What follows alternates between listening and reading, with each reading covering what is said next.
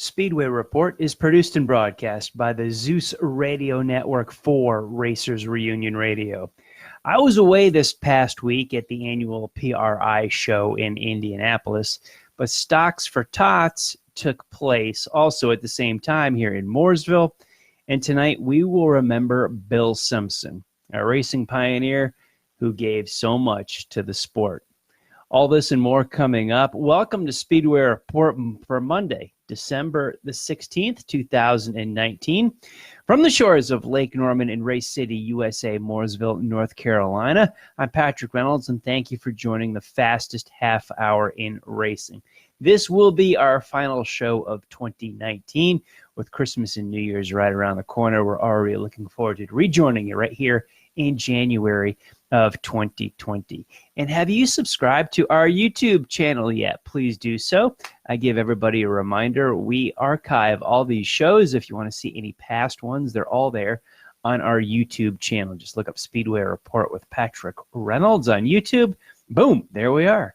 As most of our audience, you guys are podcasters anyway, as opposed to catching the live version, but we love the live folks that join in on the conversation.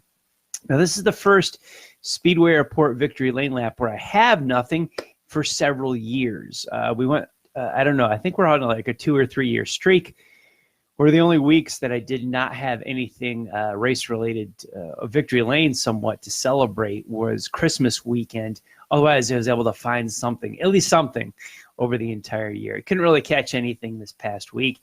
Most of the industry, or I should say a lot of it, was in Indianapolis, and there was a little funky situation with Thanksgiving falling so late, pushed PRI back a week, pushed it that much a week closer to Christmas. We're looking at Christmas next week, blah, blah, blah.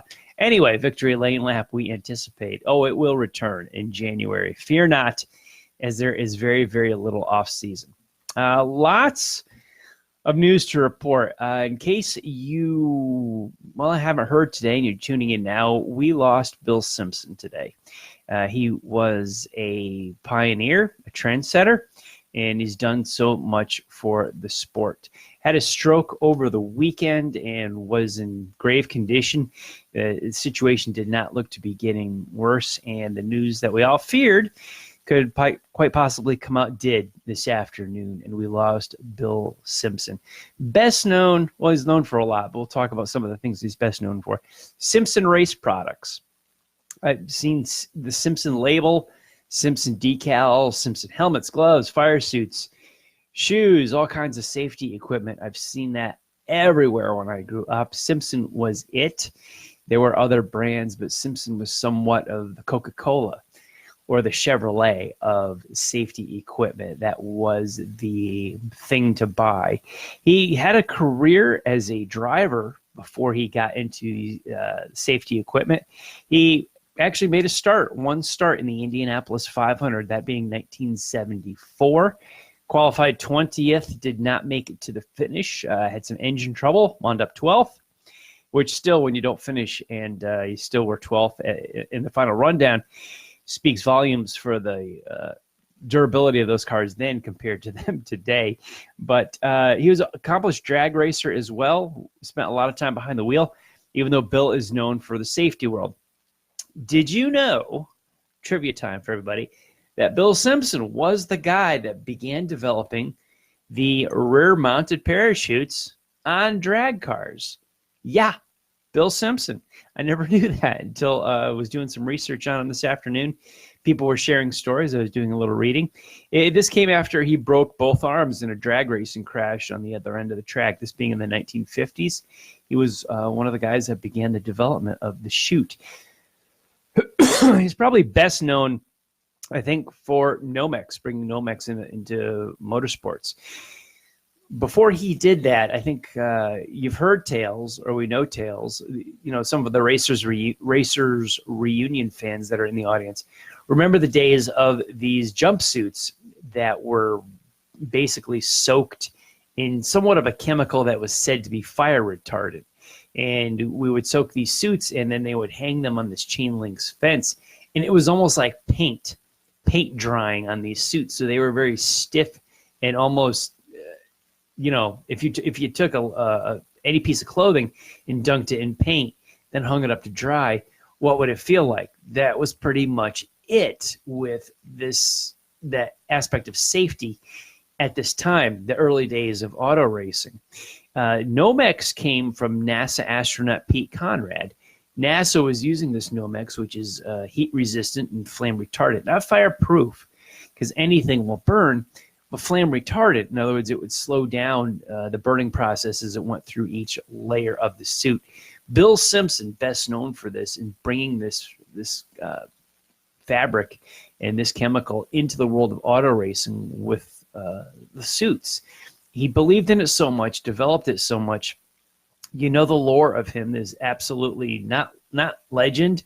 It's not exaggerated. Yes, he set himself on fire as he developed this suit for auto racing to prove a point that he was trying to make the sport safer and that his equipment could do that. Who would set themselves on fire in my audience just for this? None of us would. We've seen the photos and the stills, and if you are old enough to remember it, good for you. I am not, but we've seen the photos of him engulfed in flame because he believed in his product and he wanted to demonstrate to the world that this was the guy that was trying to make the sport safer. But it came from NASA, and that's probably, I would say, the thing Bill Simpson's best known for. What's he done for the sport? A lot. The first thing that would come to mind for, I think, a lot of people on the outside looking in would be the development of Nomex into the sport of auto racing. Now, those that knew him well, you probably thought of some plenty of other stories. The man certainly had some tales to tell and lived a full life. Now, Simpson Race Products developed, it was the best, the Cadillac, the Coke, the Chevy, what have you. It was the safety product line. Other ones popped up along the way, good ones too. So it developed just a safety revolution, I think, that he really pushed for and was a major player in just as the whole sport developed. He really, really got the shaft at one time in his life. That was following the death of Dale Earnhardt in 2001. Earnhardt was driving that car with Simpson safety equipment. He had Simpson belts on there, and the seatbelt dumped on Earnhardt. Now, if you're not familiar with the term dumping, most of the racers are, but when you take any kind of a seatbelt and you don't put it at a 90-degree angle and put it at a less or more severe angle, the tension pull on that belt will cause it to tear and fail. Now, that belt did fail on Earnhardt's car, probably contributing to his death. There were a lot of factors that were, that came into play when Earnhardt died. It wasn't one single thing. It was actually somewhat of a perfect storm, so to say, of all the conditions that happened in the death of Dale Earnhardt. But Earnhardt's belts were not mounted at the angles that were recommended by Simpson or of any safety manufacturer. Yet the following week's race, after the Daytona 500, NASCAR was quick to bring that Simpson belt to light at Rockingham, North Carolina, and made point of the belt's failure. I think they were trying to deflect blame or any responsibility off of themselves and onto anybody or anything else. They really, really backed the bus over Bill Simpson when his products are good, but they were installed differently than than he recommended them to. That and the Richard Childress Racing 3. So I think Bill Simpson got a immensely screwing over and raw deal when the death of Dale Earnhardt, just because those belts were mounted in there, how the team wanted it and how Dale wanted, but not how Bill Simpson wanted. It was a factor, and when NASCAR stepped up to the plate and went public of that, I think they really stuck it to Bill Simpson at that point, undeservedly so. Bill's life obviously took a big turn in the court of public opinion with too many people wanting to point finger and place blame. He sold the company in 2001. In 2002, he started a new company, Impact Racing Products, and he sold that company around 2010, I believe. So he hasn't owned a safety company for a while, but all the development he did with two companies to try to keep racers safe, and did a darn good job of it. One of the most memorable times I have ever had in this sport was with Bill Simpson. And the year escapes me, which sucks, because I wish I could nail the story well. But every year in May, I go up to Indianapolis for the 500, and I spend as much time as I can Sunday morning in the garage area. It's a magical place to be on race morning of the Indy 500 in the garage area. And I usually meet up with Bones Bossier, the writer, who actually wrote Bill Simpson's autobiography as well. And Bones and I walk around and we chat, and I meet a ton of people that Bones knows just from his career in racing, plus he lives in Indianapolis. And Bones is the guy that introduced me to Bill Simpson. And I remember the three of us sitting on a golf cart, me, Bones, and Bill, and it was just the three of us. And it was a surreal experience, because I actually took stock and noticed where I was, what was going on, and who I was with. And I said to myself, I cannot believe I'm sitting on this golf cart with Bill Simpson and Bones Bossier, and I'm listening to the two of them tell stories as we sit in the garage area of the Indianapolis Motor Speedway on the morning of the 500. It was a place I could have sold a ticket to and would have paid big money to go see, and it just happened organically. These two guys talked and shared stories. I had very, very little to comment or say in this conversation, but oh, did I listen. I just enjoyed the moment and the tales these guys talked about. One that comes to mind, it's family friendly too, is that the two of them were in Indianapolis in May of 1992, and they decided to visit the All-Star race in Charlotte, North Carolina. It was the first Saturday night under the lights All-Star race. Charlotte Motor Speedway being the first super speedway to be lit for a nighttime race. Yet the two of them were in Indiana. So they hopped on Bill's plane and they flew to Charlotte that evening, went to the speedway, went to his suite up top, watched the race, hopped on the plane after the race, flew back to Indy, and were in a bar that night in Indy. And some people looked at them and said, I thought you guys were going to Charlotte. They said, we did. They held up their credentials and said, we're already back. These guys just went and did. I could tell more, but I like to keep this show family friendly. These guys just did so much, had such great tales, lived such good lives, and the sport of racing, well, it definitely changed because of Bill Simpson, and he will be missed. The question you think of, how many lives has Bill Simpson saved just by being in the sport? What his drive was, what his vision was, what he did, what he put forward. He put his foot forward. He has saved hundreds, thousands, I don't know how many lives, just because of what he did, his thought, his ingenuity, and just what he contributed to the sport with his heart. Bill Simpson, December 16th, 2019, checkered flag waves on him. And this sport is so much better because Bill Simpson was around and protected a whole lot of guys. Rest in peace, Bill. Thanks for the memories.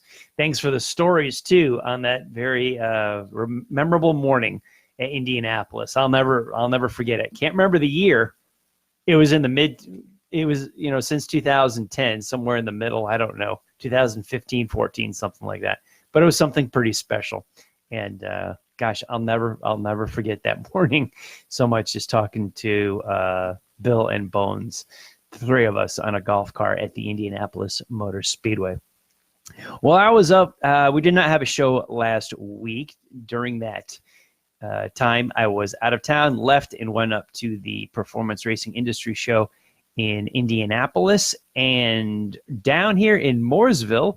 I couldn't be in two places at once, so I have a correspondent for Speedway Report, great journalist Margaret Beveridge of WSIC Radio in Statesville, North Carolina, was gracious enough to go to the NASCAR Technical Institute and talk to some people and just gather some information about Stocks for Tots. Now the event has been going on for, I want to say, oh gosh, is it over 30 years? I can't remember the exact amount that it's been happening. But you get toys collected for underprivileged children, and donations are made to SCAN, Stop Child Abuse Now.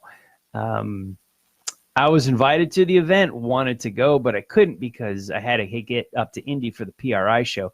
But Margaret was nice enough to talk to Bobby Labonte for us, which he was very gracious that John Dodson and Don Miller invited him to it. NASCAR Hall of Fame inductee this coming January. And Margaret asked him about if he will be returning to racing in Europe. 2 years ago, he ran the NASCAR Europe Series in just one event in 2019. And he had a big old no that he will not be back racing in Europe again.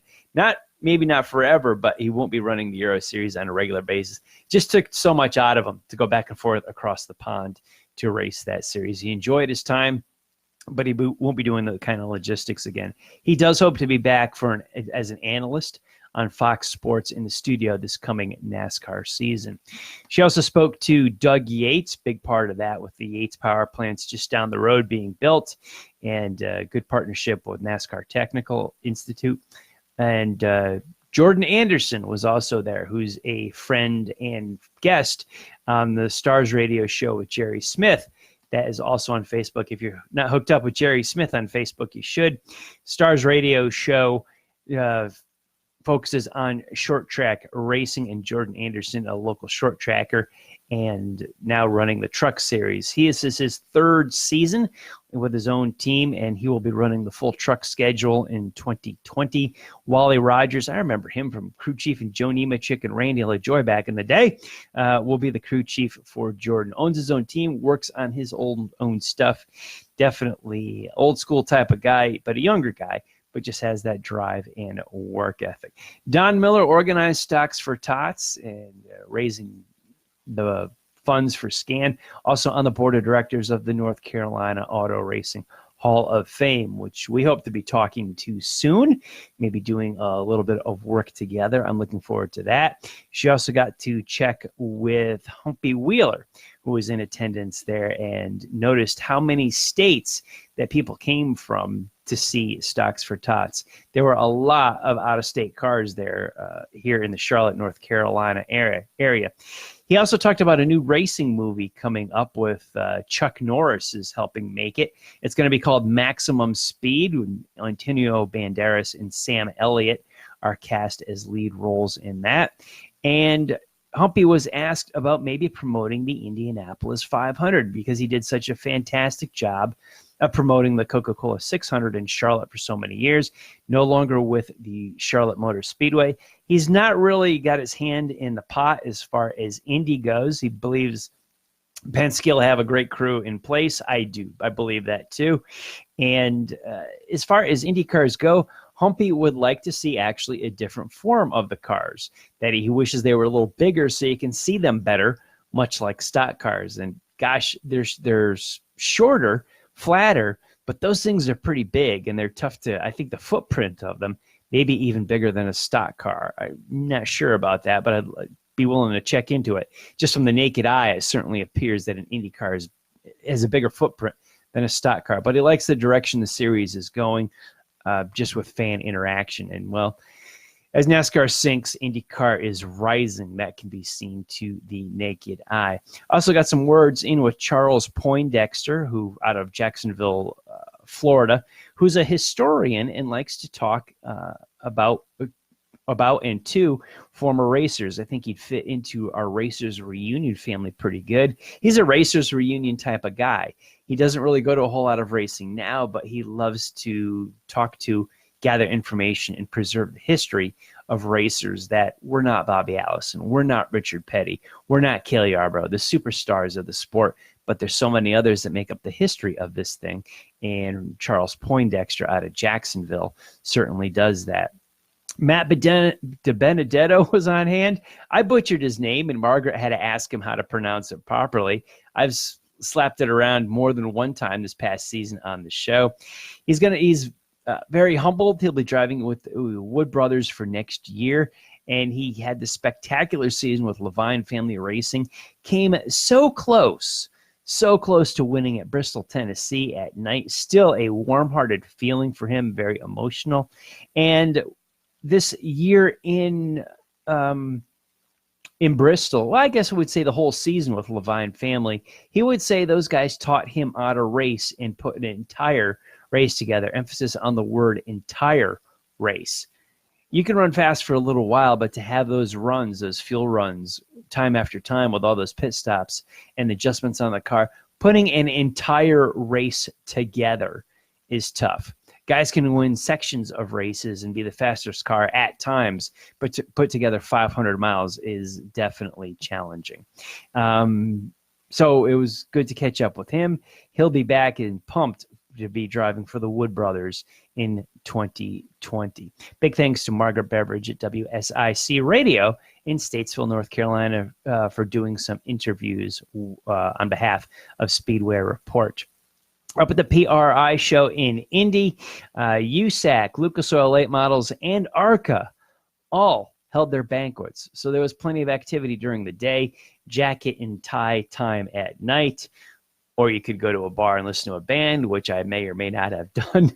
A little bit of the business world. The OMB and Bell helmets have merged, depending on who bought who, but they're now under one company, and both brands will continue to be branded on their own. Ralph Shaheen of Speed Sport hosted the opening breakfast for the show, and I want to know how I get that gig. All the hosting I do around Lake Norman, North Carolina, I would love to MC the opening breakfast for the PRI show. Somebody tell me how I get that gig. I guess I got to reach out to PRI, don't I? Tanner Gray, coming out of the NHRA, will run the full NASCAR Truck Series in 2020. Watching the years click by here, wanted to make sure I got my notes right. And last week we had this conversation started again about North Wilkesboro. Dale Jr. cleaned off the track so we could get a map reading on it for iRacing. And lo and behold, all the revitalization for North Wilkesboro comes to a discussion again. And it didn't go anywhere. The track is still owned by SMI. It's not going anywhere. If you want it, go buy it, and you can do whatever you want with it. But there were a lot of experts that came out of the woodwork and said they should, the infamous they who, they with what money, they who doesn't own it. A lot of theys should be doing this with North Wilkesboro. Hey, if you want North Wilkesboro to run, please call up SMI and make them an offer and see what you can get the property and the track for, and then see what you can rebuild it for. As a tip of the hat to Dave Despain and Motor Week Illustrated, we award our Racer of the Week, the final Racer of the Week of 2020. I don't see any other person that this week that this award shouldn't go to other than Bill Simpson. His time behind the wheel was minimal, but his impact on the sport was tremendous. Saved so many lives. You set yourself on fire to prove a point. That is the definition of a racer. The Speedway Report Racer of the Week for December 16th, 2019. The final one of the year, Racer of the Week, Bill Simpson. In between our broadcasts, keep up on the world of motorsports with SpeedwayReport.com. All our past shows are uploaded onto the site. We've also got some articles and stories to read. Connect with us on social media. On Facebook, this page is Speedway Report with Patrick Reynolds and Racers Reunion. On Twitter, I'm at Speedway Report and at Speedway Pat. And don't forget to subscribe to our YouTube channel, Speedway Report. Big thanks to everyone on the Facebook Live feed for joining the conversation during the show tonight. And I want to thank all of the military, past and present, for the freedoms we enjoy as Americans in our daily life, including the simple things like bench racing right here on a Monday night. Freedom is not free, and a veteran paid that bill for us. To all of the men and women who are defending freedom and watching Speedway Report, take care of yourselves and come home soon. A special salute to the teachers, school staff, firefighters, police officers, and paramedics in our own communities. They are quiet and modest heroes every single day. God bless and thank you. You have been watching Speedway Report from the shores of Lake Norman in Race City, USA, Mooresville, North Carolina. Please like our Facebook page, Speedway Report with Patrick Reynolds, and follow me on Twitter at SpeedwayPat. Now, if you are on Facebook Live with us now, head on over to the Drag Racing List page. You got John, Barb, BP. They've got all the drag racing talk in about 4 minutes from now. Now, we'll be back here on Facebook Live. It will be January the 6th, 2020, with a look at the Red Eye 100, the Talladega Ice Bowl, and all of the New Year's hangover races.